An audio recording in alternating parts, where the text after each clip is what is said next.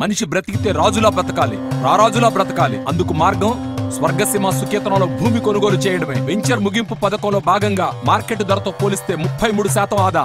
ప్రారంభోత్సవానికి సమయం దగ్గర పడుతున్న కొద్దీ అయోధ్య రామాలయ నిర్మాణ పనుల వేగం పుంజుకుంది.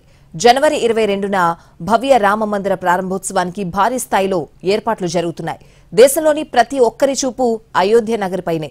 మరోవైపు ప్రతి గడపకు అయోధ్య రాముడి అక్షింతలు చేరుతున్నాయి. అయోధ్య రామ మందిర ప్రారంభోత్సవం కోసం యావత్ భారతదేశం ఆసక్తిగా ఎదురుచూస్తుంది.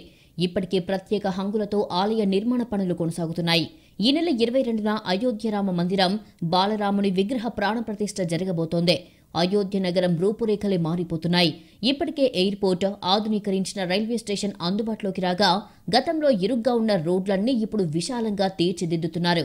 అయోధ్య రామ మందిరం దర్శనం కోసం గతంలో ఎప్పుడూ లేనంత మంది యాత్రికులు వస్తున్నారు. దీంతో యాత్రికుల కోసం ప్రత్యేక ఏర్పాట్లు చేస్తుంది రామ జన్మభూమి ట్రస్ట్.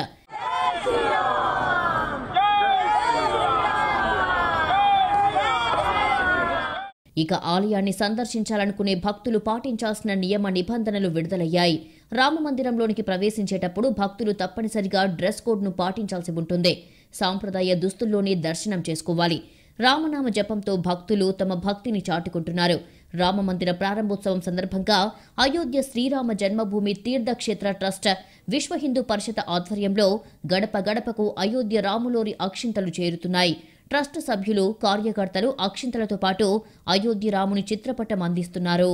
వాళ్ళు అక్షింతలు తయారు చేసి అక్కడి నుంచి ఇక్కడికి పంపించారు. ప్రతి నగరానికి వచ్చాయి. ఇక్కడ మనం దాని ఒక పద్ధతి ప్రకారం, అంటే వాళ్ళు ఏ పద్ధతి చెప్పారో దాని ప్రకారం మేము బుద్ధి చేసి ప్రతి ఇంటికి ఇవ్వడం జరుగుతుంది. మాకు అయోధ్య నుంచి వచ్చాయి, మేము మీ ఇంటికి ఇస్తున్నాము. మీరు వీటిని దీంతో పాటు మేము దేవాలయ ఫోటో కూడా ఇస్తున్నాము. దేవుడి దగ్గర ఉంచుకొని 22వ తారీఖు వరకు రోజు దాని దేవుడి దగ్గర ఉంచి పూజ చేసేది. తర్వాత 22వ తారీఖు నాడు ఆ టైంలో అక్కడ కార్యక్రమం అయిపోయిన తర్వాత అక్షంతలు మనందరం తల మీద చల్లుకోవాలి, ఇంట్లో ఉన్న వాళ్ళందరం. అయోధ్య రామాలయ ప్రారంభోత్సవ సమయం సమీపిస్తుండటంతో దేశవ్యాప్తంగా ఆధ్యాత్మికత వెల్లివిరుస్తోంది. ఊరూరా పండగ వాతావరణం నెలకొంది.